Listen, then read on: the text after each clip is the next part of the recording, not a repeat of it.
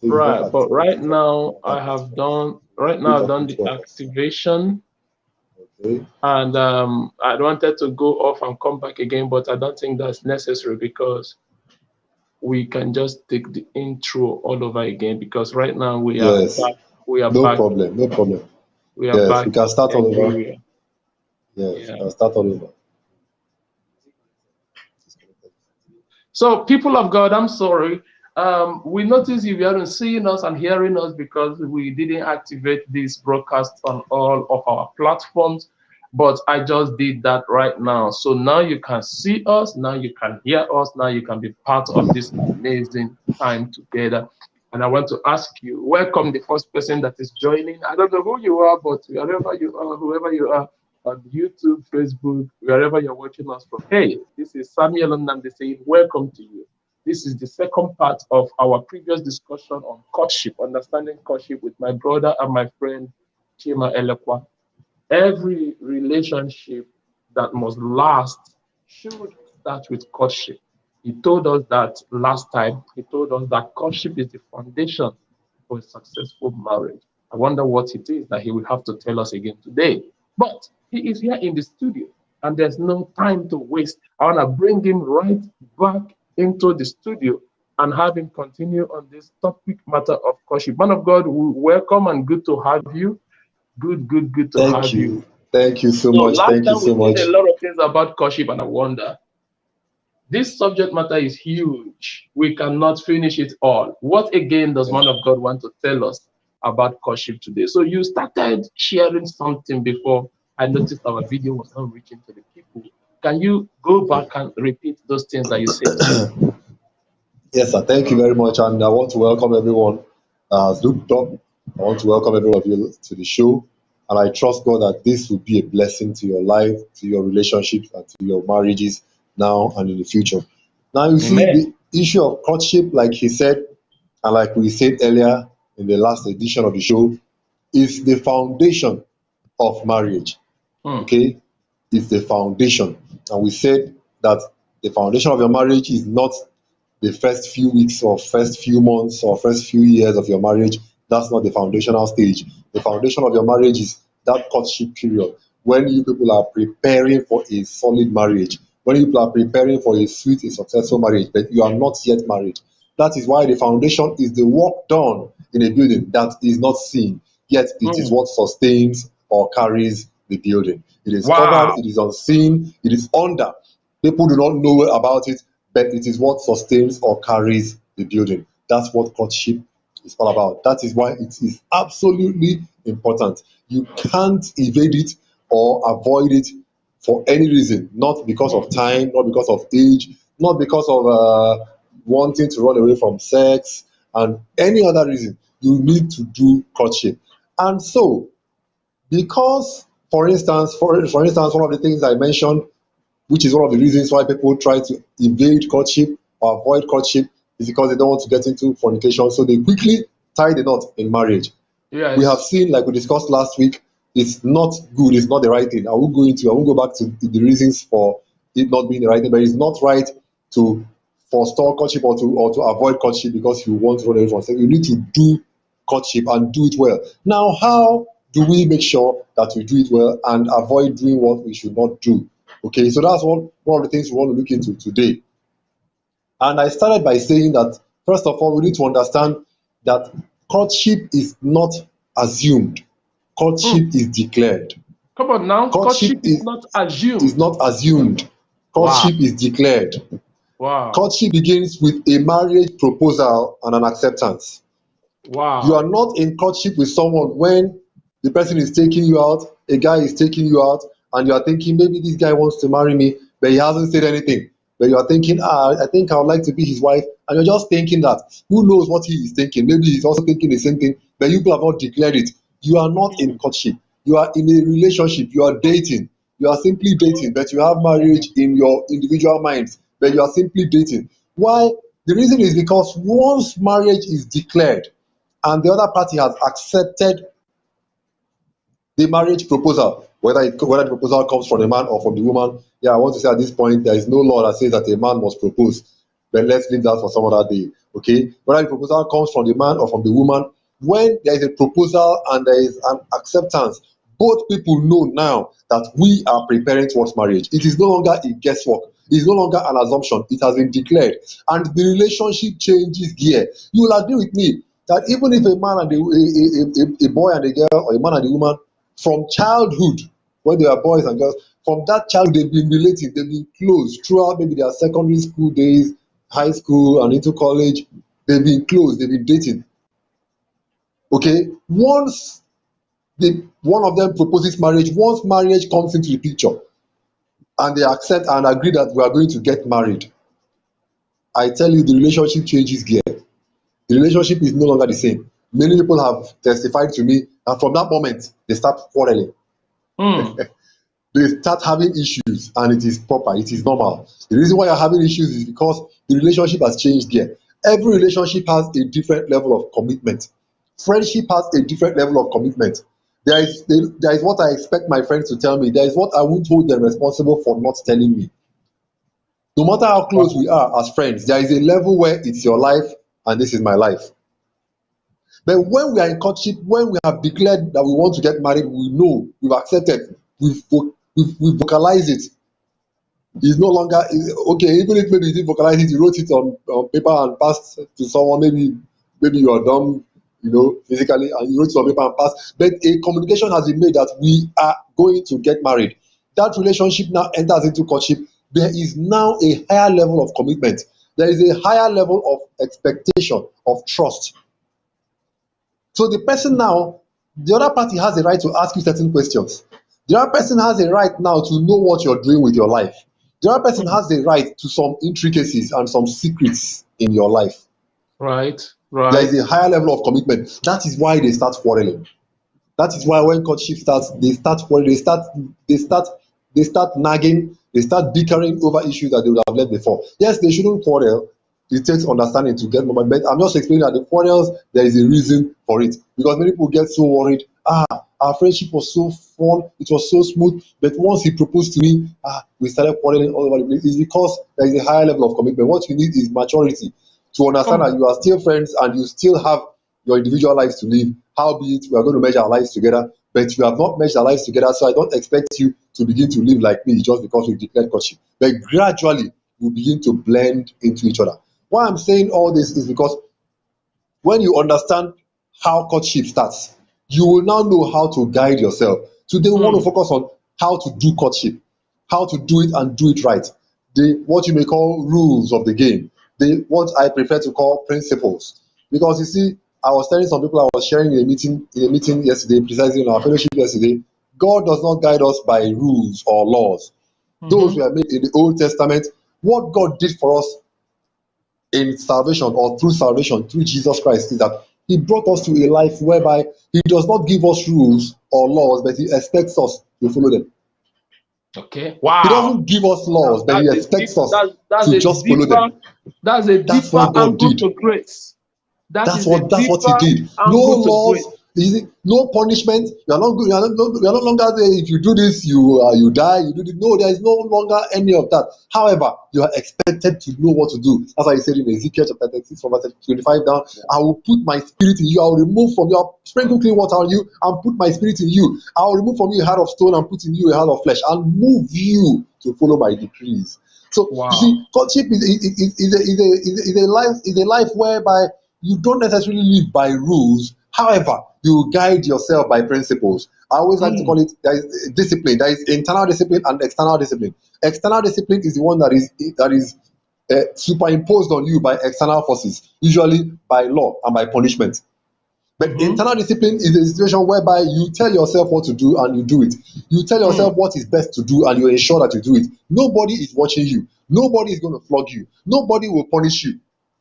But you just know what is right to do.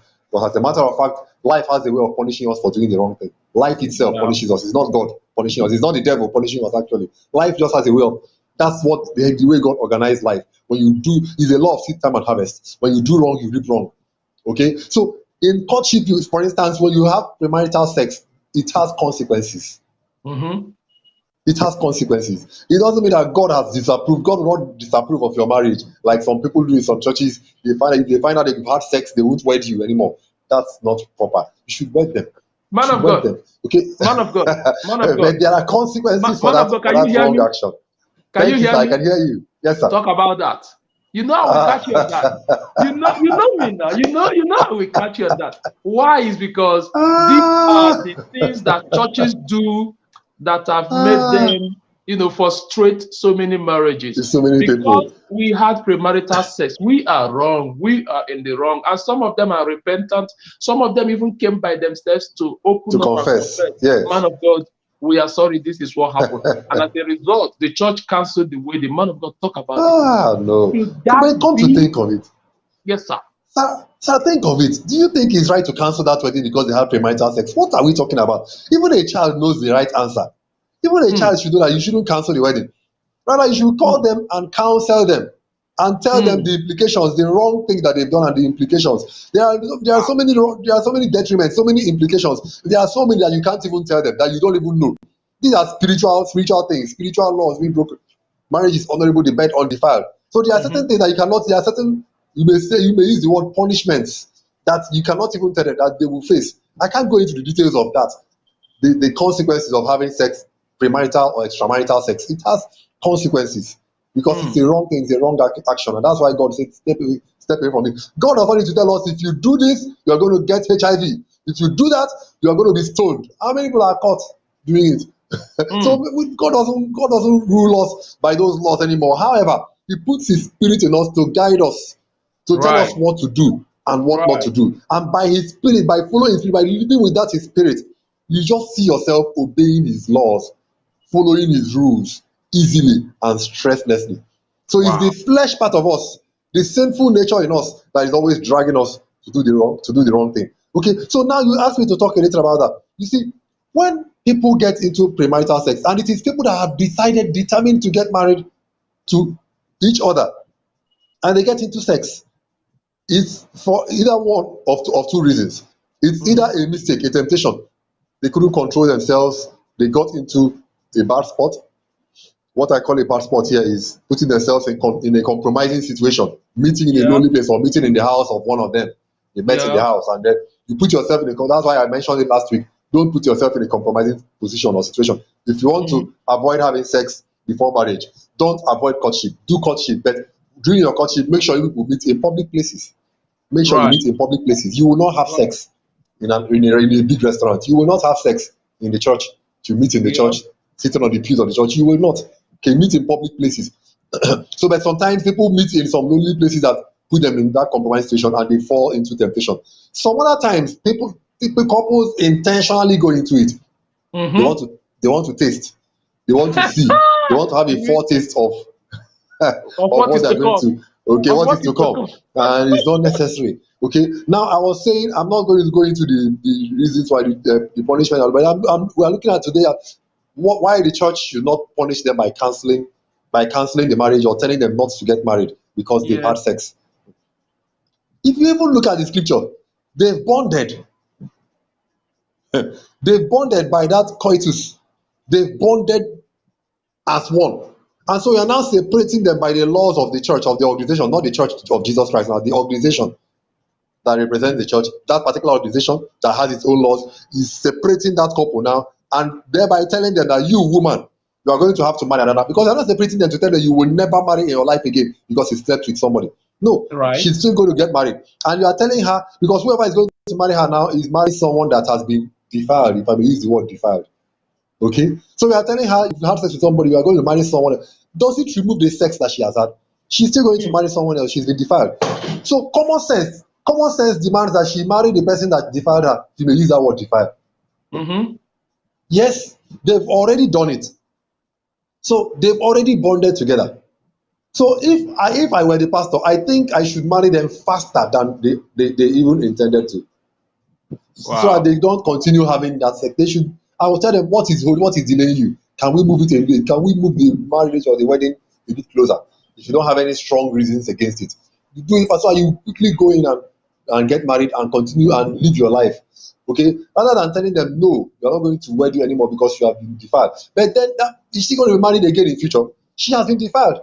So whoever is marrying her is marrying someone that has been defiled by someone else. Whoever is marrying that man is marrying someone that has been defiled by someone else.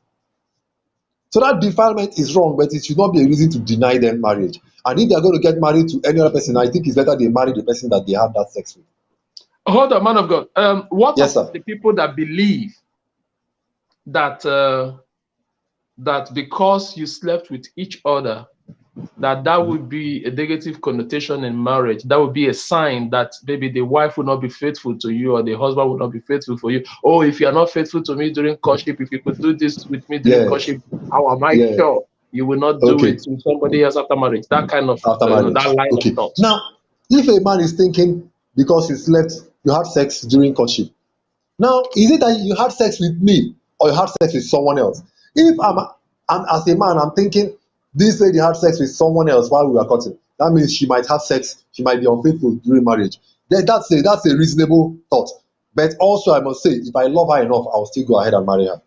Mm. Okay, but yes, assuming my love is still under consideration, it may be reasonable, maybe worthwhile to consider that she has had sex with someone else while we are courting. Is an indication that she might be unfaithful while we are married. Yeah. But if she had that sex with me while we are courting, with me, then how can I think that she's going to be unfaithful during marriage? That means both of us are going to be unfaithful during marriage. Are you getting the point? She Mm-hmm. had that sex with me. She didn't. It was not forced. It was a joint agreement, a decision both of us had to go Consensual. into it. Yes, it was consensual. So why would you hold it? Why would someone hold it against one of us hold it against the other person? If it is a pastor saying because of that, that means that's an indication. I've heard people saying that a lot. What you are saying, sir, people say that a lot is an indication that you may not be faithful during marriage. But you see, that is already an indication that is in the person. It shows the person does not have enough self-control. That is not a pointer to the fact that the person should not get married. Because if you say, I'm not married, that means you are leaving the person. In the future, the person will have to get married to someone else. The person will have to get married to someone else.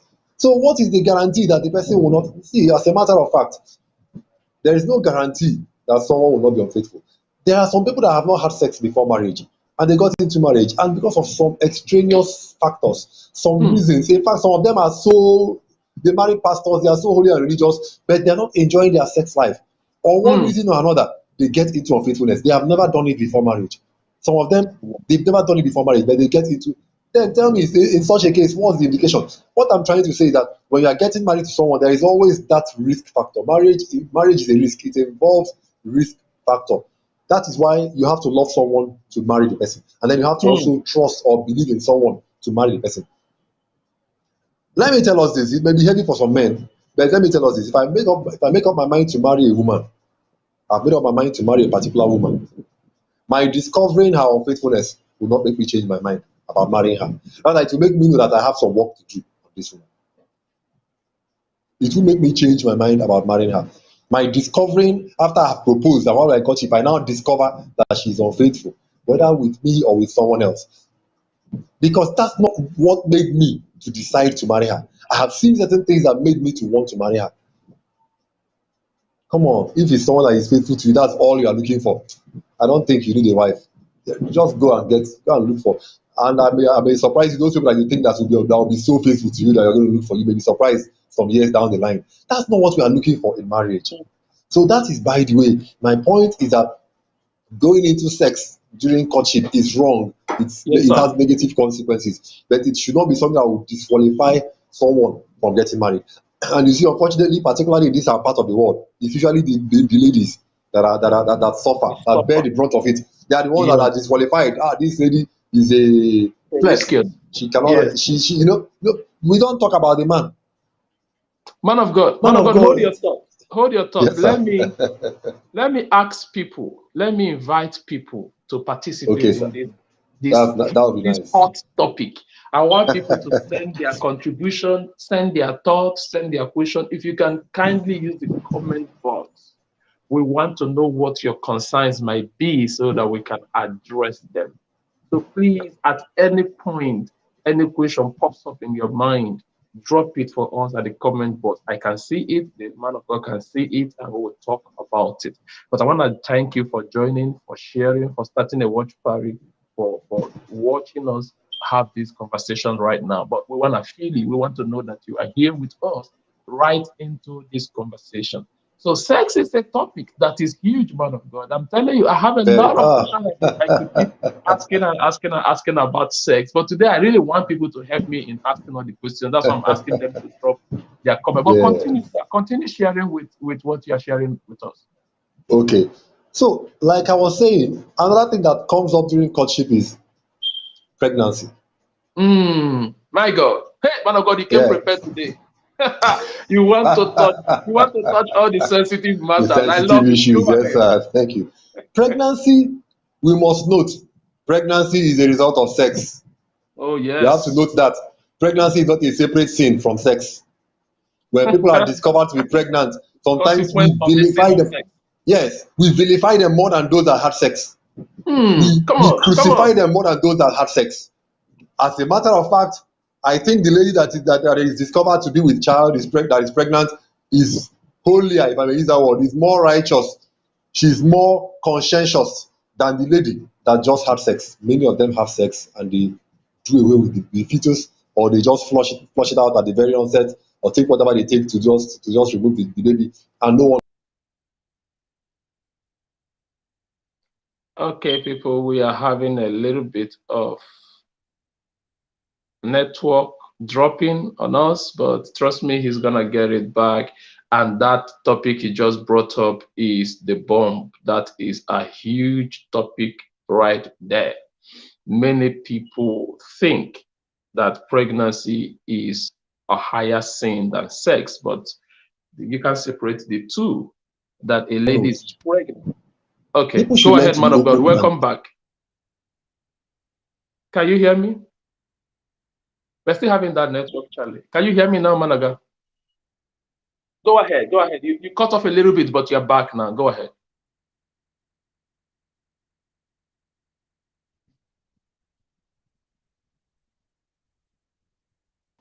stuff like that. I don't bother, but I rather I teach them what they need to know. A lot of things. We have over 13 classes in our marriage counseling school. A lot of things that you need to be taught about marriage. However, I always harp on the fact that you need to abstain from sexual immorality. You need to abstain from it even as a single person. You need to abstain from it during courtship. You need to Right. abstain from it during marriage. You need to abstain from immorality all your life. So why is it that just this period of courtship?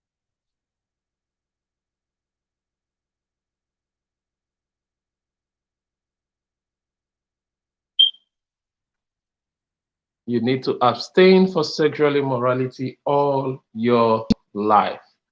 So it's not a topic that is sensitive only to courtship, but this is what is proper for you to do the entirety of your life. But the point he was making that truly should, I'm going to still ask him to continue on that point, is the fact that some pregnant ladies, get to be insulted as though they are worse than the lady that their pregnancy didn't show. But there are many ladies that handled their pregnancy, took care Yes, of their pregnancy. of their pregnancy. Yes, go Yes, ahead, man of God. Continue on that line yes, of thought. yes. So it's because of the pretense we have in the church. So much pretense, pretending to be holy, instead of teaching people the right thing to do. We make so many laws,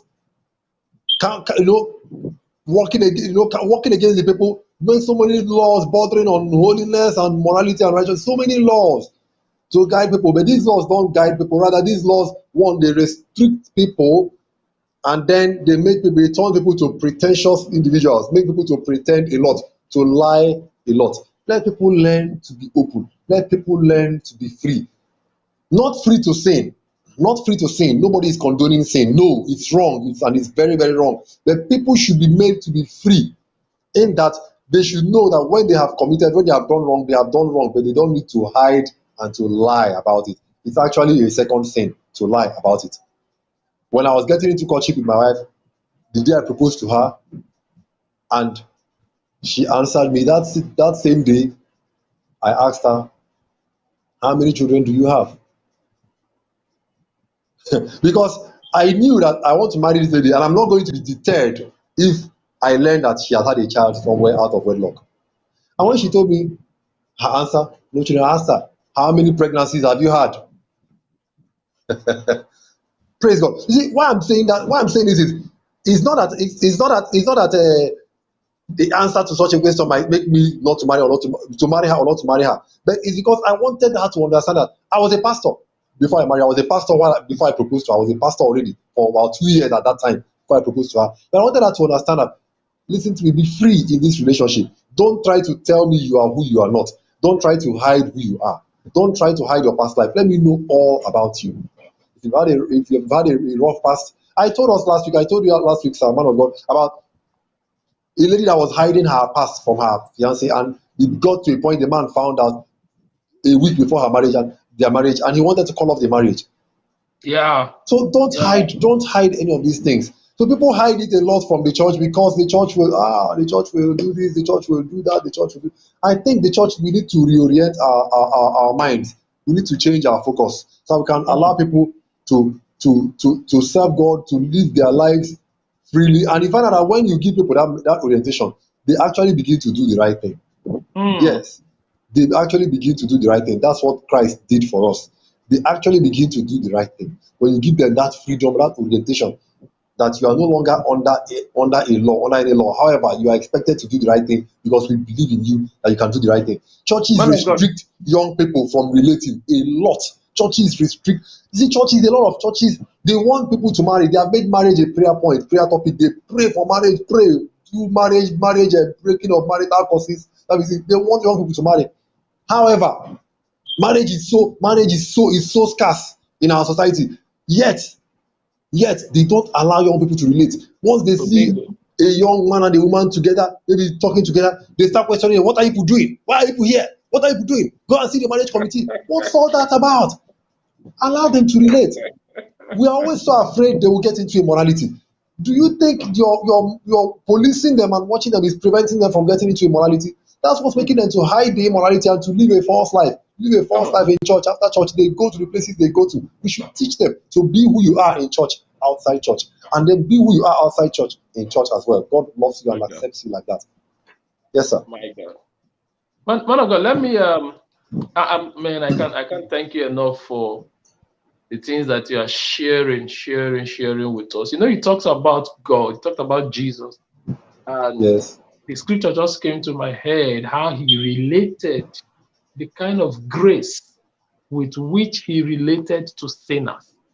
yes, And it was that grace, like the Bible said, that it is the goodness of God that draws men to repentance. It was through that goodness that he was able to draw people to himself. I mean, the disciples will wonder, how can this man call himself the Son of God and is eating with sinners? How can this man say, don't you know who Zacchaeus is? How dare you just say you're going to Zacchaeus' house? You know, Jesus, don't you know who this woman is? She's breaking the water boss, cleaning your feet. Don't you know what she has done? But Jesus related with sinners with so much grace. I mean, telling the woman, where are your accusers? If mortal men cannot accuse you, divinity cannot accuse you. Now, my God, I don't want to preach, but if divinity is not accusing people, we mortal men should stop accusing people. You should stop accusing people, sir. Man of God, go ahead, sir. Go ahead. Sir, the summary of it all is this: the attitude of the church, the leadership of the church, the pastors, our attitude should be the attitude of go and sin no more. Oh, shalaba. When you catch people, when you caught people in sin of sexual immorality, people that are young, people that are preparing to get married and stuff like that, our attitude should be go and sin no more. Not go to hell, not go to prison, not go and don't marry again, you will not marry again because of your sin. No, it should be go and sin no more. Christ never condoned sin. Christ did not tell the woman, go, you are free to continue to sin. He didn't condone sin. But he told her he made her to understand what you did is wrong, but we don't expect you to do it anymore. I think that empowers people to stop committing sin. I've seen it in my little life's experience. Now, when you give people that liberty, there is a fear. People have that fear of When you give people that liberty, you give them a license to sin. That's where I put it sometimes. It's as if it's giving people a license to sin. But I've seen in my little life and in my experience that it gives people a kind of dominion over sin. That even if at all they fall into it, it's not guaranteed that they will never do it again. But even if they do it again, they have a kind of dominion and understanding. It's no longer a fear of sin. It's no longer a trepidation of punishment. That mentality of punishment has been removed. They have a dominion over sin. They have a kind of power as if I have the power to do or not to do now. Not as if something is dragging me to do what I fear to do. So you see, we should have that mentality of go and sin no more. When people are caught, when we catch people in sin, particularly sin of sexual immorality, that should be our mentality and our attitude. I came to understand that even in our society, I don't know whether it's like that all over the world, pregnancy interrupts people's ladies. That's the funny part. It interrupts ladies' educational career. Yes. Particularly if you are in secondary school, you are expelled from school. Sometimes I don't know about even in college or in the higher institutions, tertiary institutions. I don't know about that. But in secondary school, I know all our secondary schools in this part of the world. If you are caught, if you get pregnant, you are expelled from school. And I begin to wonder, the person that kept the pregnancy, I repeat it, sir, she's more innocent than the person that flushed it away. I am with you on that. And continues going to school. I So am with I you would on say that. the reason for if you are stopping them from school because of you want them to nurse the.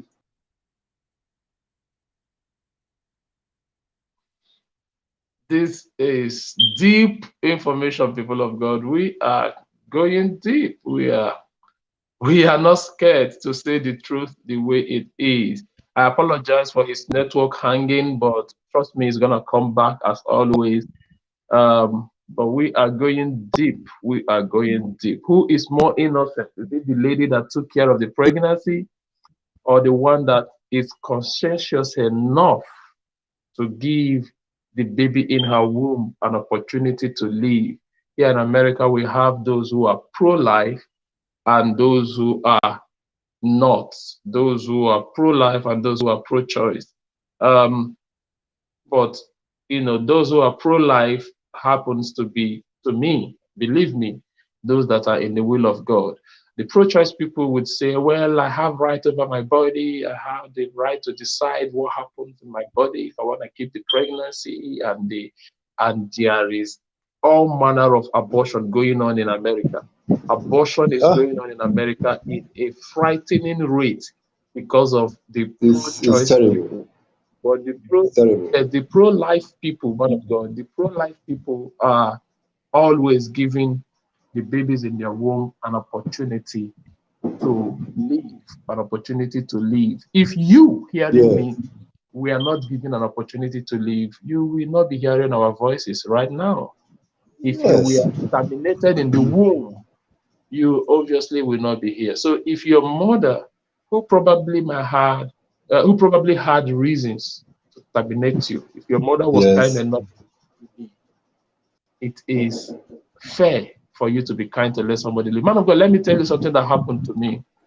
Yes. A lot of things happen, so many stories, but I'm not going to talk about the name. I'm going to be as coded as possible with the story so that, Okay. the lady, because she's not dead, she's alive and she might come across this Okay. video. So I want the Okay. lady to know I'm using her testimony or her story as a Yeah. beautiful testimony, as a Yeah. testimony of encouragement, not as something to bring her down. But very committed, very passionate, very beautiful, very lovely lady. And she was able to open up to me. She came to me and opened up. And Pastor, I'm pregnant. Now, this is what many pastors will go crazy about. How can you, in church, a worker, a devoted worker, How head of did you? department?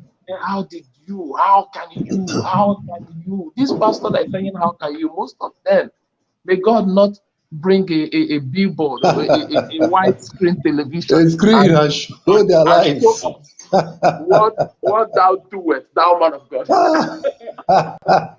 So many Oh God. pastors have that mindset of how can you, but I believe the lady was surprised the amount of grace with which I handled the You matter handled unto it. Yeah. her for life. The tomorrow. She doesn't care who doesn't believe in me, who doesn't like me, who doesn't love me. As long as Pastor Ike is concerned, this is the highest ministration Pastor Ike, Mm. must have given to me, handling me Yes, with that is grace, it. handling me with That is grace it. Ah, in my downtime. And one of the reasons I had to do that was because of her choice, her maturity, wisdom, and choice yeah. to keep the baby. That baby, The check. that baby is Mm. grown now. That child is grown. That child is. I mean, Mm. anytime I see that child on Facebook, I'm just full of smiles. That's another Yeah. person giving an opportunity to life. Yes. So this is just a little story to just say I agree with the point you are making that those who kept the pregnancy are even more conscientious Better. than those that Yes. terminated the pregnancy. Go ahead, man of God. Over to you. Okay, sir. So you see, back to courtship, because we are talking about courtship. Yes, Okay, sir. understanding courtship. Now, so back to it now. Now let's look at how to help us to avoid such things. Now, there are certain things you do during courtship, and there are certain things you shouldn't do during courtship. Mm. What helps us to define what to do and what not to do is by defining the essence of courtship. The Yeah. very essence of courtship is to consolidate our love and to Mm-hmm. consolidate our compatibility. Mm-hmm. Is to, another word, to affirm, to be sure that my love for you is not just a fleeting thing, something that disappears when I wake up. To be sure that my Mm. love for you is strong, it can go through tough times. To be sure of Mm. my feelings about you, because feelings can be deceptive, man of God. Mm-hmm. I'm sure you'll agree with me. We have, Yes, all sir. of us, in our younger days, in our teenage days and late teens and early 20s, we've had some feelings for some people that after a short while you begin to wonder, what was I even thinking? So the essence, yes. So the essence of courtship is to be sure of your feelings for the person, and then also to be sure of your compatibility. The reason for it is this: like I always preach, and I'll say it again, one statement that may be controversial, but I want to champion that statement. Any two people can marry and have a successful marriage. Forget Say that whatever again, man of God. any Say other that pastor again. will tell you. Any Say that two again. adults, yeah, any Mm-hmm. two adults can Mm-hmm. marry and have a successful marriage. Any Okay. man and woman, I don't mean two people, I don't mean same sex, okay? Any man and woman adult can marry and have a successful marriage Yes, once they sir. make up their minds to live by the dictates of the word of God. There is nothing like I marry the wrong person. It's not the wrong person that you marry. It's the wrong choices you make in the marriage that make the marriage Mm. to fail. That's by the way. So if you have this understanding, why we why do we look for someone compatible then? Since you can marry anybody and have a successful marriage, the reason why we Mm. look for compatibility is to have less work to do. Wow. So you begin to look for someone that is compatible with you in different dimensions, in different areas of spheres of your existence. First of all, Yes. spiritually, someone that believes what you believe. Okay, so that you won't have to have that struggle to pray. So you can hold hands together and pray. So that you will not live a life where when you are praying, your partner is mocking. Mm. Your life partner is mocking. That's why it's good to find someone that believes what you believe. That spiritual compatibility. Not just it's important that you have the same faith in Jesus Christ, but it also helps if you also have similar doctrines.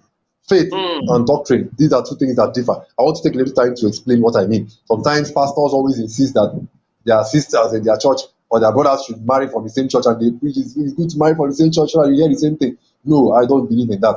Rather, I prefer to tell someone, marry someone that has the same faith with you, meaning someone that is a Christian with you. Doctrines differ. Doctrines will continue to differ. As a matter of fact, differences in doctrine existed even in the times of Paul in the Corinthian Mm. church, Paul and Yeah. Apollos. Doctrines Yeah. were different.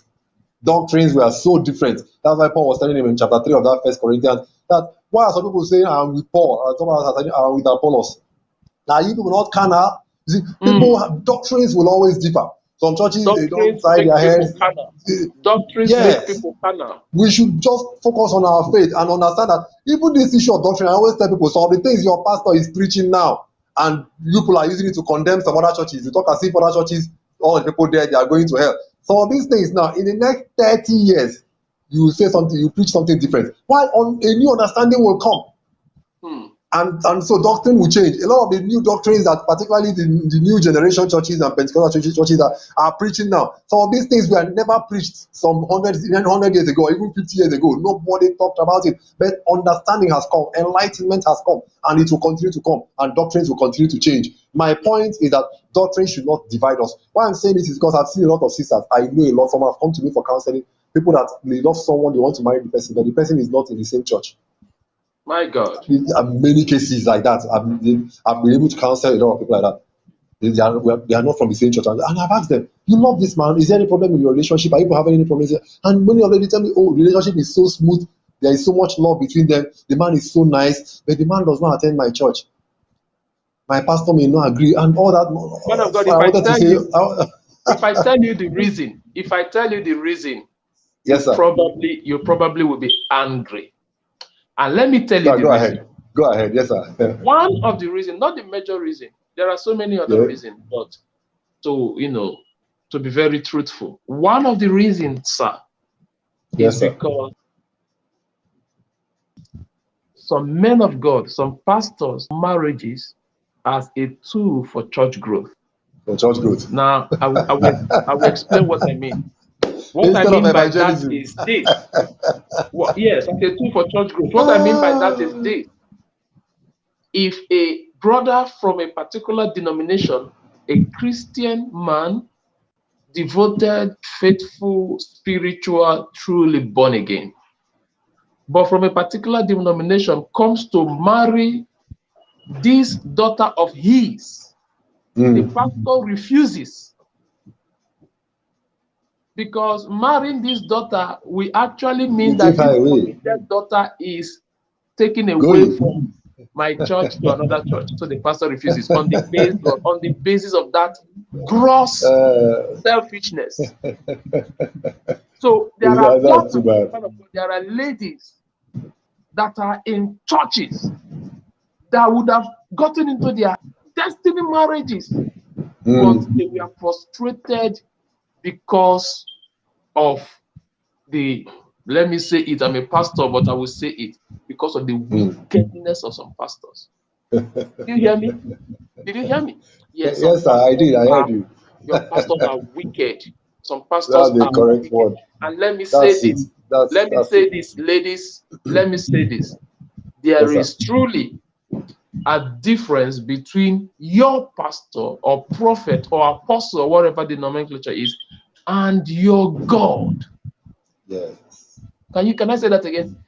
Say it again, sir. Obeying your pastor cannot be to the detriment of obeying God. Those two people are not the same. God is God. Your pastor is not God. Yes. God is God. Your pastor is not God. And listen, pastors might hate me, but this is it. This is who I am. I say the truth for crying out loud. When I pastored, a lot of young ladies truly got married in my church. They did got married. And some of them married outside of the church I pastored.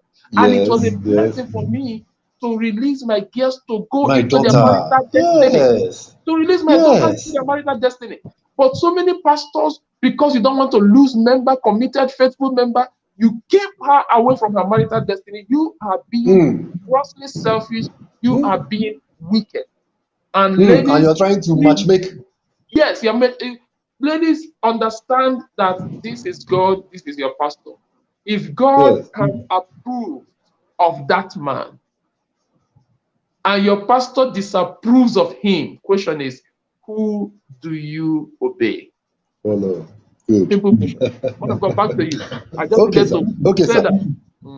Yeah, so we are still talking about what to do and what not to do during courtship. But I said you first need to understand the essence of courtship. It will help you to understand, to know what to do and what not to do. And I said the essence is to consolidate love and to consolidate compatibility, to make sure of them, to make them firm and sure. Your love for each other and your compatibility with each other. That's what. So that means this somehow helps you. Understanding this will already define for you what to do and what not to do during courtship. What to do means, therefore, that both of you should be meeting together.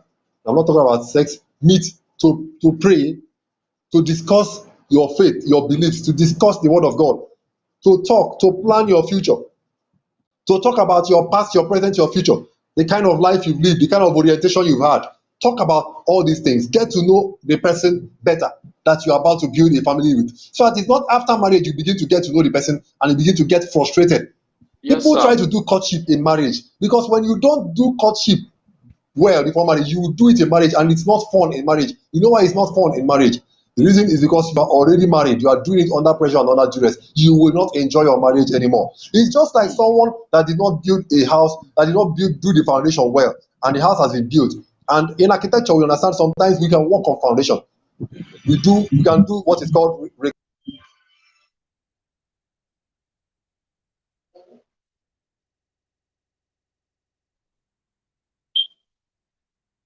Well, we are making progress, people of God, today, regardless of the little network hitches we are having. But boy, this is being a blessed information. This has been a very powerful information that is being, dispensed by the servant of God, Pastor Chima Elekwa. He's going to come back very briefly as we find a way to start rounding this off for today. I'm telling you, but I am so blessed. And as we wait for him to come back, let me quickly say some of the very solid points we have made today. The lady who decided to keep her pregnancy before the two of us is more righteous than the one that terminated her own pregnancy. So this mindset of, oh, that sister is pregnant. She's pregnant in courtship, pregnant out of wedlock. And we look at her and demonize her, make her look like an evil person. She's not the one who is evil. Pregnancy is as a result of the sin of sex. And that sin of sex, many are committing and finding a way to take care of the consequences of it, which is pregnancy. And you think they are more holy? A sister that just committed a sin of sexual immorality comes to church, lifting up her holy hands, speaking in tongues. But she is not more holy than the one who carried her pregnancy and came to church. I remember in a particular church, this young lady was pregnant, and everybody started treating her like she is a piece of rag. I never treated her the same way. I treated her with kindness and with love, and that's how I became very close to that lady even till tomorrow. If Jesus could treat people with grace and with kindness, be very careful not to have a holier than thou sick mentality. Don't have that holier than thou mindset. Treat people with grace, treat people with love, treat people with kindness. This is very important, and that is one of the things we say in today's video. Well, I don't know if my guest is going to come back, but it's been an interesting time together. It's been very powerful time together. Let me see. We have been on here for 47 minutes. 47 minutes. Okay, I think he's coming back right now. Man of God, can you hear me? Can you hear me, sir? I can hear you. I don't know if you can hear me. Yes, go ahead. We hear you now. Go ahead. Go ahead. Can you hear me now? Yes. I hear you, sir. I hear you.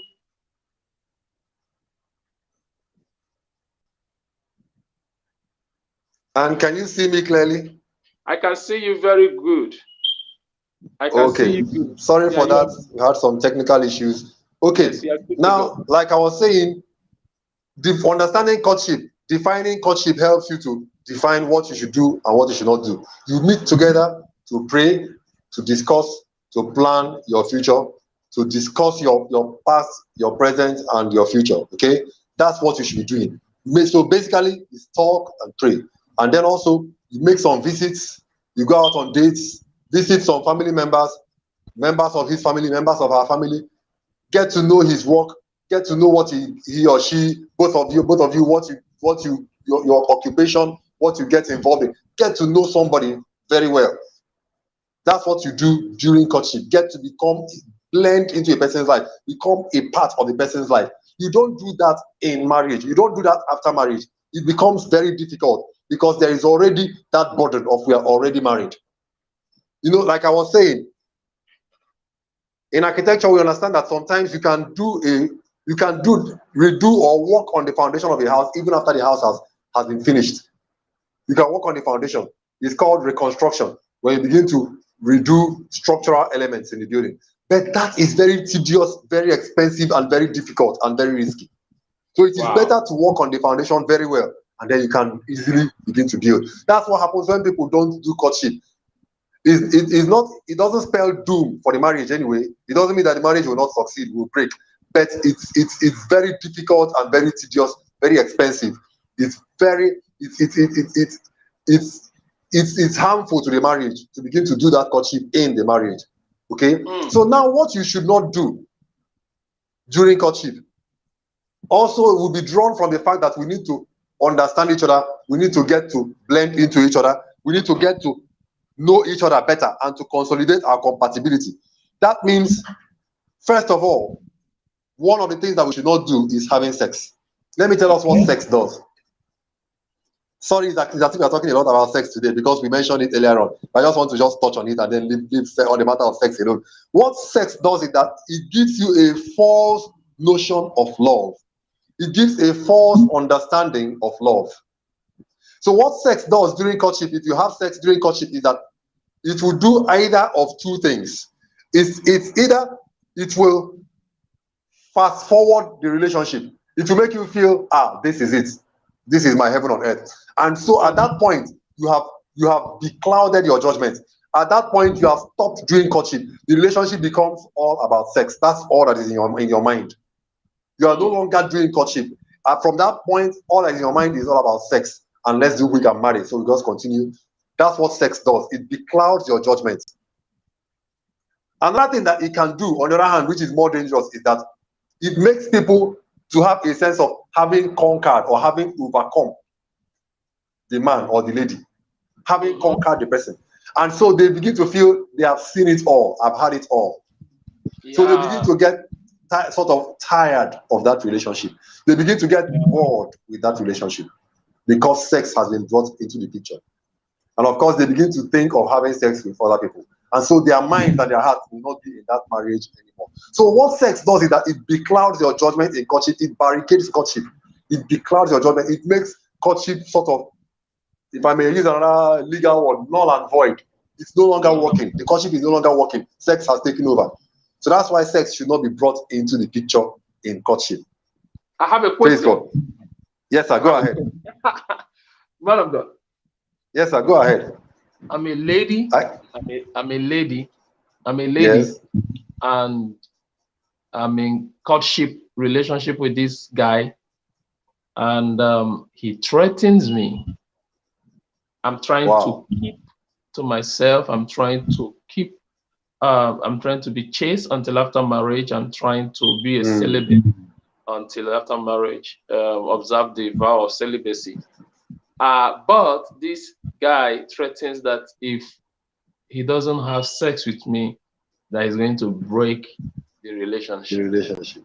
What do I do? What do I do? What do I do? What do I do? Man of God, the answer is very, very clear. And I think everyone will agree with me that it's very, very difficult. I think we all know the answer, but we just don't want to do it. We don't want to think about it because it's very hard, you may say. If a man tells me, if I don't have sex with you, that's the end of the relationship. I need to see everything. I need to know everything before we get married. That means we don't have a relationship. That means we don't have a relationship. There is no relationship. You are looking for someone sexy. Someone is sex you are looking for to marry. And man, you can go get that anywhere else. Not in me. Not with me. I want a husband. Okay? I want a husband. And a husband is not just a sex partner. So if a man tells me if we don't have sex, there is no marriage, I'll let him be. I'll let him know that I am disciplined enough to hold myself and to stay true to my commitment. Like I said, what I'm saying might be difficult. And someone listening or watching, they say, this pastor, if he's really in the condition, can he do it? I tell you, I can do it. and I will do it. Why? Because I've made up my mind about it long before going into courtship. The strength of the decision is what will keep me. It will keep the strength of my decision is what will keep me. It's a long time decision. I will keep myself. I will keep myself. I will tell him no, we will not do it.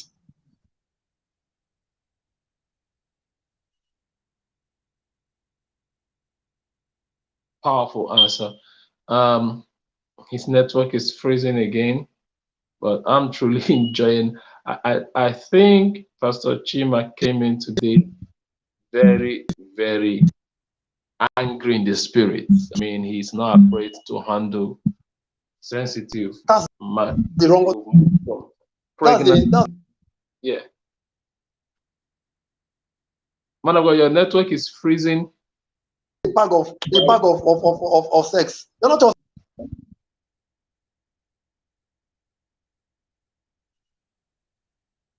be in your life. You have much more to offer him than sex. So don't just present yourself as a very wonderful and beautiful sex machine. That's not all that you are. So if a man is just looking for sex and he says if there is no sex, there is no relationship, then you tell him already, you've said it all. There is no relationship. So why should we be thinking of marriage? We need to begin to change our minds. And if you tell that man that, I think that man will go home and think seriously and know the kind of person you are, you know the kind of treasure, the kind of rare gem that he wants to bring into his home. He will make up his mind to follow through with you or go and look for his kind at his level. Let me flip the coin. Yes. Now I'm the man. Okay. And the pressure is coming from the lady. And the lady is saying that she will need to test this man if this is what she wants. Can this man satisfy me? Is this man even alive? A man of God, there are cases of men. There are cases of men who are not alive. There are cases where men hid some situation, and it was only discovered after marriage that this guy is not alive. This guy cannot function. This guy does not experience. Yeah, I understand. And as a result of that, the marriage is not consummated. And this guy didn't open up. So some of the people bring argument that the reason why we have to check if this is, we have to find out, because I can't just go and marry and then tomorrow I will discover the man can't do anything. So I want to find out to be sure what I'm getting into. So is it justifiable for a lady who is bringing this point, this angle of argument, that, well, it's true, she doesn't want to get into marriage and the man is not a man enough and she's not satisfied, and so what happens when marriage is not consummated? Yeah, I want to say, first of all, can you hear me, man of God? Very well. Can you hear me? Very well. We all can hear you. Okay. I want to say, first of all, I always tell men that what makes you a man is not the fact that you can handle a woman very good in bed. That's not what makes you a man. He's a man, strong man. That's not what makes you a man. What makes you a man is responsibility. It's responsibility that makes you a man. It's not ability to handle women in bed. Okay, that's by the way. But it's really amazing. Even in a fellowship where I preach, where I teach, you see a lot of sisters, Christian sisters, saying this, that they really want to know. Sir, can you hear me? Yes, sir. Very well. Very well. Talk to us. Okay, thank you. Okay, thank you, sir. So you see a lot of Christian sisters. They said it one day in our fellowship. They want to know. A sister was saying that other sisters echo the same thing. They want to know if the man can perform, and that's why they go into having sex before marriage. They want to know if the man can perform. They are so afraid. Christians, we need to wake up. People of God, we need to wake up. God is not that uncivilized. God is not that dumb, man. Our God knows all. He knows all. He knows everything before he told us do this and don't do this. He knows what is best for us. Okay? Now, you see, come to think of it, then why not get pregnant and have a child before you marry? Man of God, that is common sense. My pastor will say, use your university brain and think of it. If you want to test to know if he can perform, then why not also let's test to know if the woman can not only perform in bed, let's know if she can have a child. So it's not only getting pregnant. I have a friend of mine that we were about to get married. We were friends. before getting married, and we were about to marry at the same time. We are from the same church. We were about to marry at exactly the same time. But he did not marry the time I married because he went and got his wife pregnant. He got the wife to be pregnant.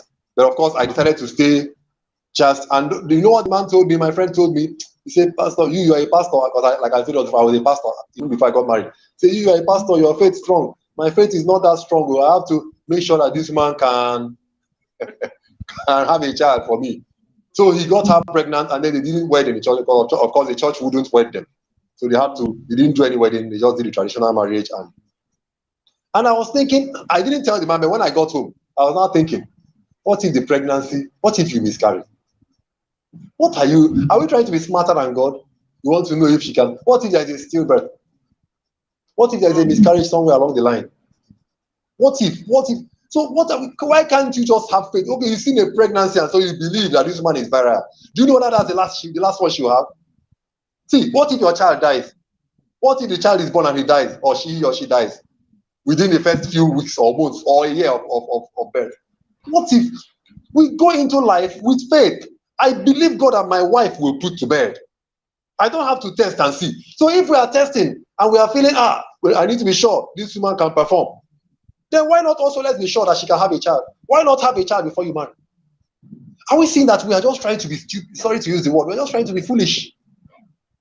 Without knowing it, we think we are trying to be smart. Now, let me say this.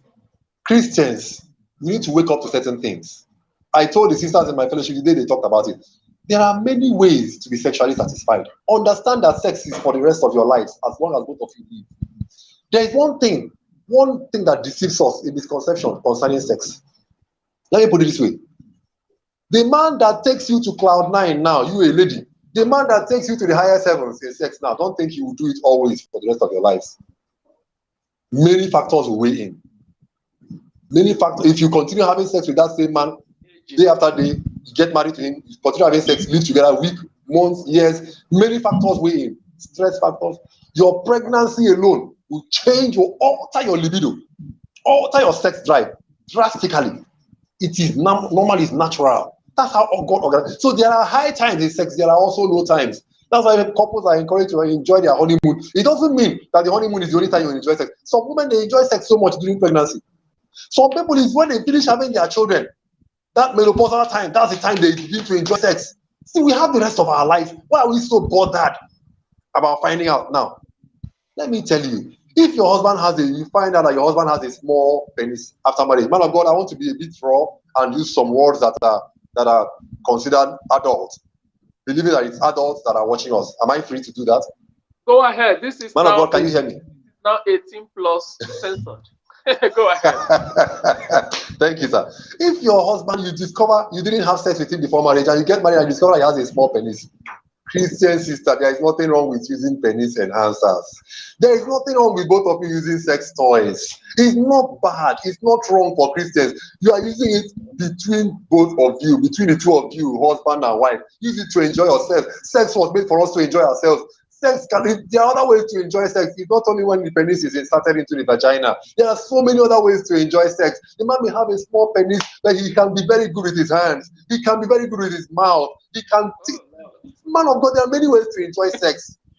There are many ways to enjoy sex, even ways that we have not discovered. I was telling some people just last week in our church that many of the sex styles and positions, styles that we know in sex now, we are not even known, we are not even conceived of some 100 years ago. Nobody even thought of it 100 years ago, which means they have been discovered within the last century. And I bet you, man of God, in the next 100 years, many other styles will be discovered.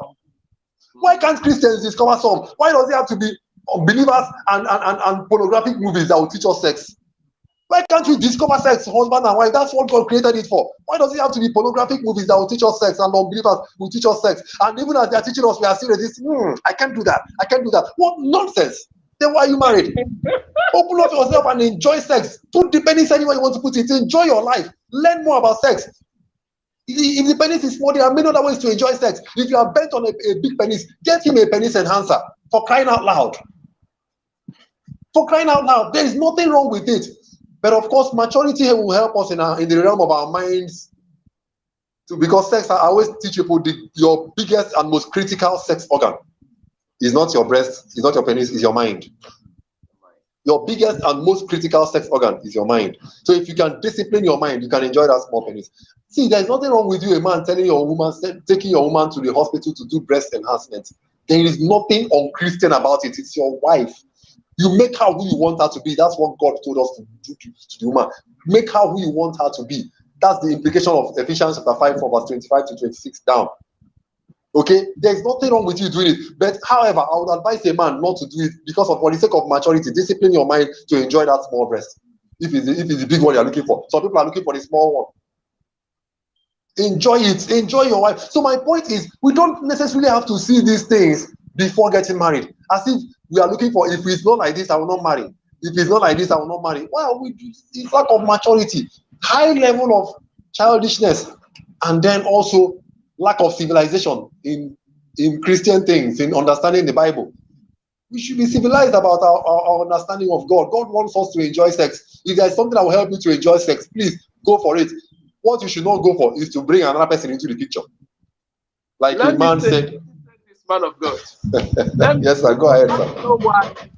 Now you know why he Pastor Lisa said, wow, this is hot. My wife. Now people, now you know why he had to take permission before going into the angle. He just went. This angle is angle reserved only for married people. Yes. People talk about when they gather together, right?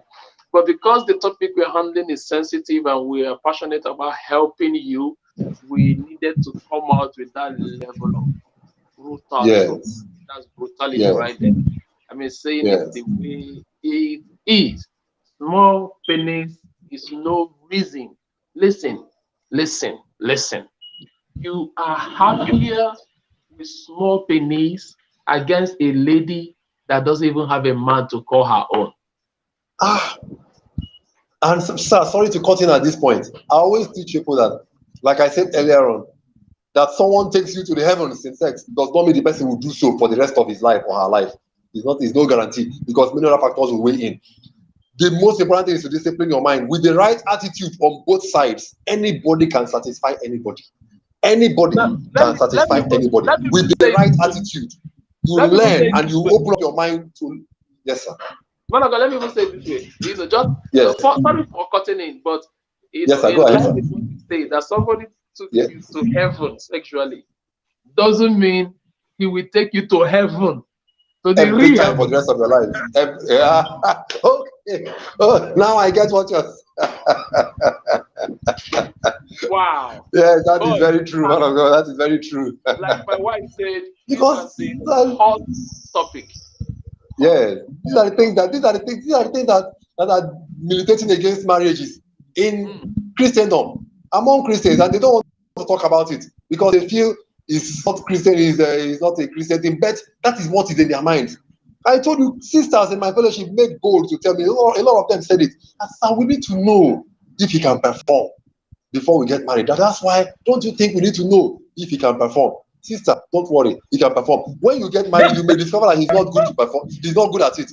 But like I said, with the right attitude on both sides, the right attitude from you, encouragement from you, and you teaching him, and then him, if he has the right mind, the right attitude, which you too, you have a part to play to make him to love you. If he loves you, he will want to do anything to please you. And if he has that attitude to want to do anything to please you, to perform, he will learn. Even if his penis is too tiny, the penis may not grow, but he will learn how to satisfy you. He will learn how to satisfy you, and he will satisfy you. Anybody can satisfy anybody. Man of See, God. if you are the type that you want a fat woman, you feel it's only a big woman, the bulky one that can satisfy me. If you have the right mental attitude, a slim woman can satisfy you. If you are the type that you think it's only a woman that is fair that can take me to, can satisfy me, if you have the right mental attitude, you can marry a woman that is black and still enjoy sex, enjoy your sex life. Yes, if you have the right attitude, anybody can satisfy anybody with the right mental attitude. That's how God created this thing called sex. Man of God. But of course, I always encourage people to go for what pleases you. So it helps you to do less work mentally. Let me put it that way. Man of God, yes, can you hear me? Yes, I can hear you loud and clear. We are bringing this to a conclusion in a few minutes. But before we do, Yes, sir. I want to appreciate not just the sisters in your fellowship, and I know you also appreciate them very, very greatly. One Yes, thing sir. that I we love them. love, one thing that we love, one thing that helps us to be good pastors is that transparency, that Exactly. openness. We love Openness. it. So, Yes. especially the lady, I love the ladies that tell it to me the way it is. The way it Pastor, is in their pastor, heart. pastor, Yes. pastor, I have to try Yes. this thing. No, pastor. It's good you Yes. come out. It's good you come out and tell me It's far better. It's how far better. your mind How works. you It feel. helps me to Yeah. be a better pastor. It helps me to Yes, sir. teach you better. So every all the ladies like that, all the guys that are like that, we truly appreciate you. We are not talking about you in a bad way. We are talking At about you in all. a very, very good Very way good because way. what? You are helping us, help people. You are the ones actually that is helping us to help people. And I'm telling you, God loves you for that. We love you for that, and we appreciate you for that. Man of God, do you Yes, sir. know that one of those sisters that I have when I was pastoring, just she was about to get married, but she was getting married to a virgin. She was getting married to a virgin, Okay. so and so, pastor, He pastor, doesn't know how to do and it. all of that expression, which is good. And this is why I'm telling this story. This is why I'm actually Yes. bringing up this story. Yes, sir. I said to her, "Don't worry," and that is the same thing I'm saying to ladies under the sound of my voice. You don't need to experiment to be certain because Eternity. there's no certainty. He could Exactly, satisfy you sir. today. Ah, He could as satisfy you Vitali today, Karis Vitali but Barabashia. not satisfy you again after today. He could satisfy you during courtship, but not Hmm. satisfy you after courtship. So Exactly. there is I'll no tell you a story in certainty. that direction too. Yes, Yes, sir. sir. Go There's ahead, sir. no Go certainty. ahead, sir. So what did I do to the lady? I told the lady, I'm going to have a man-to-man session with the guy. I'm going to have a Okay. man-to-man session with the guy. I go Okay. talk to her man to man. We go talk man to man. We go relate Talk. man to man. Talk. And then after your marriage, we will see if The difference. virginity, if virginity means somebody not being able to That satisfy doesn't know another. how to do it. Ah. So that was what we did. I mean, I drove around the city with this guy in my vehicle, and we said some very, very man-to-man, extremely dangerous matters. We said man-to-man, very, very brutal matters. Yeah. Recommended for him books to read, books to buy, Yes. books to There read, are books on that. and Christian books share, on sex. share Yeah. with him. Yeah, books written, very brutal books written by pastors, as a matter of fact. you Thank you. know. So at the end of the day, by the time the girl came to testify, what she was asking me is, Pastor, what did you do to my husband? To the I don't think he's a virgin. I don't believe he's a virgin. He lied to me. I'm not sure he's a virgin. But there's no way to man. prove a man is a virgin. If it's a woman, we have ways There's, to prove if she's a virgin. But there's no way to prove a man is a virgin. But what she was trying yeah. to say is, by the time he was done doing what it was he was supposed to do, Yeah. To do. I I She gave him a pass mark. I agreed. I agreed that there is anointing in some certain matters. So the point, That's the grace. point we are making, people of God, the point we are making, people of God, is bring your man closer to your pastor, especially if you have those how far. What it is, a pastor that knows how far, a pastor that knows what's up. Bring your man closer to your Mm, pastor and let your pastor help him man to man. You understand? mm, He will mm, deliver. He will deliver. mm. But remember, there are no guarantees, there are no certainties. If you think that Exactly. having sex before marriage, you can have that sex before marriage, experience that satisfaction, but in marriage, now we are talking about 30 years living together, 20 years living together, 40 Yes. years living together. Yes. Not weeks. You now Ah, take one event, ah, enjoyed one event, but in the next 20 years, you are wondering what's going on. And this is how so many people get into extramarital affairs. There are affairs. many wives. Yes. There are many Yes. wives that are going outside. There are many wives Yes. Many, that are sir. Many, sir. getting satisfaction from From elsewhere. outside. There are no guarantees. But let him, like the man of God said, the most powerful sexual organ or sexual organ you have is your mind. This Your is mind. where referring him to your correct pastor. You have to have a pastor that knows what's up, that knows how far. Trust me. You refer him to your pastor, the pastor will impact his mind. If he understands sex here, then the 20 years of your marriage is secured. Mm. So you, as a lady, you are actually reducing sex to a small activity that is born Mm. out of your sensual passion, Your your loss. physical Mm. passion. But you don't know that sex is more mental than sensual. Sex is more Sex is a mental relationship. than physical. So Yes. bring the guy, let your pastor teach him. And man of God, this is one thing that is lacking in the body of Christ and in the world generally. Men don't talk to men. Mm. Yeah. Fathers Yeah. You get don't that. talk to their Don't sons. talk to their sons. Yes. You I've just said so expect them much. to I've said watch. so much. You needed Oh. to tell us a story. I have said so much. Let me hand over to you. You needed to Okay. tell us a story. Go ahead. Yeah, it's just a very short story, just to buttress what you were saying. There's a friend of mine, a lady. She told me at the time she was complaining to me that she was not enjoying sex with her husband at all. As a matter of fact, she said we are not even having sex anymore.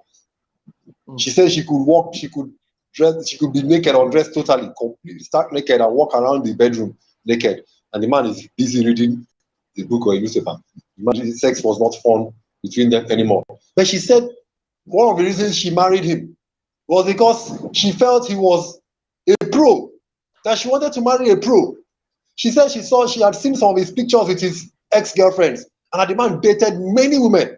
And that she saw a picture where he took a picture with three women, a picture in a compromising position. He was with three women, three. Hmm. So in fact, he said the man had dated models. Yes, the man had Oh my, dated models. so So much. so he felt this man is a pro. Hmm. So she married him, and as a matter of fact, that marriage almost got into divorce. Mm-hmm. It almost got. She was on the process of divorce. The court was extending the divorce case, and eventually, her father stopped it. But they were not. She was not enjoying her sex, and that's what I want to pick out of it. That the man is a pro. Is not. See, sex is something that you are going to have for the rest of your life. There will be seasons. There may be times when you are not enjoying it so much. Be patient. Learn to be patient. Sometimes Mm-hmm. a man's career or a woman's career may tell on their sex life with their partner.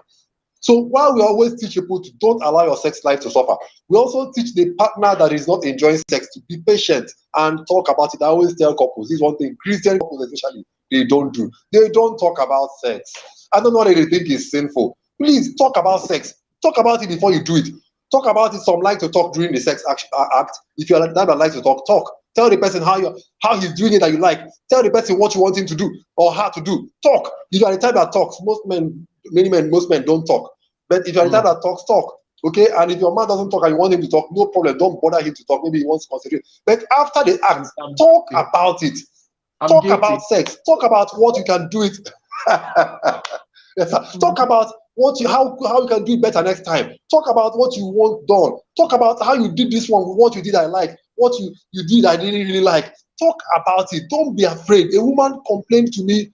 If you see the way they annoy the way the annoyance she used to say that her husband that she doesn't like sex at all. She doesn't enjoy sex with her husband at all. This man had 6 children at the time, 6 children. Then she confided in me as a pastor that her husband, the word she used was that he would just climb up and do the thing and climb down. He doesn't even touch her. That was what she used. The man doesn't even touch her. She doesn't even make her to enjoy sex at all. She doesn't enjoy it at all. And the man will just climb, do it, and come down. And that's all. I felt for the lady that day. But of course, I was a very young person. I wasn't even married then. I wasn't married. So I was even afraid to talk to her about that kind of matter. I just told her, it's your husband. It's your husband. There's nothing we can do. So I was also using, style to tell her, don't begin to look outside. Don't begin to think of going outside because it's easy to be tempted to do so. Then be patient, pray, and be prodding, prod the man. Find a way to get at him. Find a way to create an atmosphere before sex. Not just going to sex. Create an atmosphere of love, a warm feeling, a warm relationship, a warmth, a sense of warmth and enjoyment. Maybe after a nice meal, create an atmosphere. People talk, create maybe humor. Create an atmosphere before sex. It will help you to enjoy the sex. And like I said, talk about it. Talk about it. You are still going to do this thing for many more years ahead. Don't be so bothered about the one you did today and even tomorrow and even for this whole 1 month or this year that you did not enjoy. Don't be bothered about it. Man of God. I'm here, man of God, and we are bringing it to a conclusion. But let's go a little bit from courtship to help those who are married, because in today's discussion, it seems that we Yes, that's what we we are have been discussed. going in. Yes, we are talking marriage and We courtship, have marriage entered and into the courtship. marriage proper. Yes, so let's help some people that are married. Yeah. Man of God, there are a lot of ladies. There's a lot of suffering, sexually speaking. Mm. A lot of married ladies are not getting enough sex as they should. I know someone who has not been with her husband for 3 years, not once in 3 years, not once Wow. 3 years. I know some people Wow. that have complained to He me traveled? 4 months down the line, they have not been with their husband. 3 months down the line, they've not been with their husband. Now, and there are some men also who don't enjoy sex with their wife, a lot of issues. So I want to Yeah, yeah, yes. And some of them enjoy it outside. We need I to deal want with you this. to, yes, I want you to finally share what are the Okay. reasons why the fire of sex, come under attack. What is it Mm. that a woman does that the husband is no longer interested in sex with her? What is it that a man does that the wife is no longer interested in sex with him? And how do we rectify? Since today's video pretty much is Mm. now about sex, right? And so we want Yeah. to talk a little bit more, give a little bit more information, especially to those who are already married. Say, okay, this is how to reactivate your sex life. This is what to do as a Mm. woman to keep attracting him. This is even you are naked and it's not moved. Why? This is what to do to attract him. This is what to do as a man to enjoy your sex. So, what thought will you share with us in that angle? Okay. I think it will be a huge disservice if we don't talk about, if we finish talking and we don't tell people that are in this kind of situation what to do. What to do before I talk about the reasons that can cause such dissatisfaction. Because, man of God, it's really a pity as you are talking about it, as we are saying that, I was just feeling the pain of many homes, Christian homes. Many are no longer enjoying sex. I mean, many, the vast majority are no longer enjoying sex. Many just dive into their business or the ministry or their career and just forget about it. Many are actually not forgetting about it. They are actually being tempted to go somewhere else and get it somewhere else. But many Christian marriages are suffering in this area of sex. But I think I first of all need to tell people what to do before we get to the reasons why this happens in Christian homes. There are many reasons, but let me first advise people that are in this kind of situation where they are not enjoying sex. Or like you said, a lady has not been with her husband for years. I was about to ask when you said that, is the man in town? Did he travel? There are some marriages where the couple don't live together. Maybe they meet once or twice in a month or only on weekends. I really don't advise marriages for togetherness. I don't I don't advocate for such marriages, but all the same, I know that sometimes it doesn't spell doom for the marriage. There are some marriages that are like that because of certain reasons, Man career of or God, whatever, and it doesn't mean that such a marriage should close. Maybe it's another the day we man can talk didn't about that. travel. Let's not. Yes. The Okay. man, So the let's not man go didn't. into that.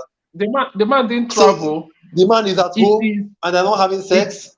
it is. It is. Oh, It is.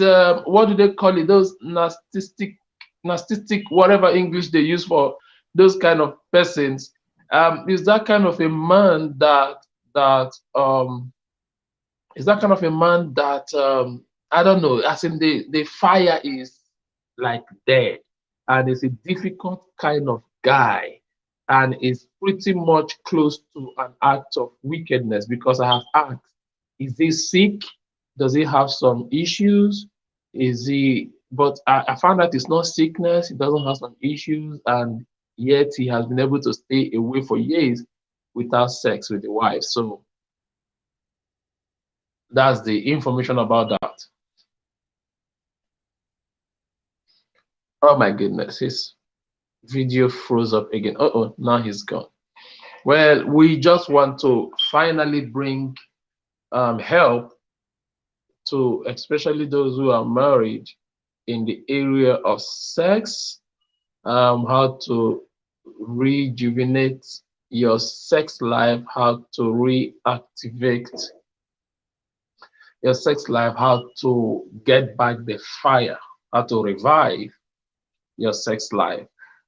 This video has been about courtship, but I'm telling you, you know how the Spirit of God moves. I think we are handling the things that the Spirit of God will want us to handle, because there are people out there who are watching now or who would watch this video after now that would testify to the fact that, oh, I think it's because of me that God had you people talking in the direction that you guys were talking. It is me you guys are helping now. It's basically, it's because of me that God made this video to go towards this direction. And if it is that one person, we are glad, we are happy to address these issues for the sake of that one person. But I bet you it's gonna be more than one person, because the matter of sex is one of the huge problems people are having in their marriage. Sex is one of the major issues marriages are breaking. Sex is one of the major issues people are not happy in their homes. So us talking about it is because we are trying to bring happiness. We are trying to bring joy, bring back your joy sexually, your satisfaction sexually.